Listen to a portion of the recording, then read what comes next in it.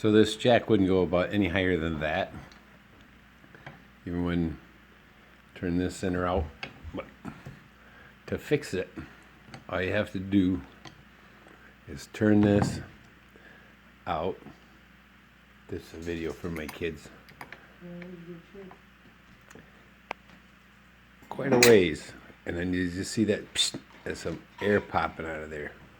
Didn't pull it all the way out, just that far, and then leave it a little loose and pump this about 10 times.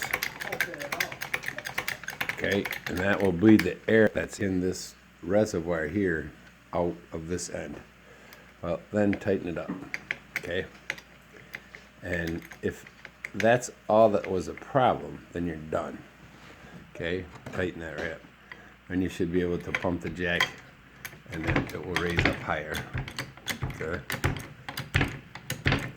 Then what I had to do too is this plug right here, which is kind of hard to take out. So I use this little tool like this, fork thing. Pop that out, and then get some jack oil like this.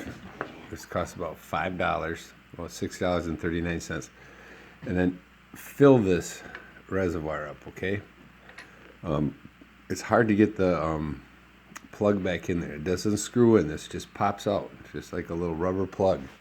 Fill it up, and then bleed the air out again, like we just did. And then this baby wants to just do nothing but go up, up, up, up, up. I'm thinking that since I made this video and I let some air out of this hole, I could probably add some more, but okay, she's going up there right nice. I could raise the vehicle up to where I get the tire off.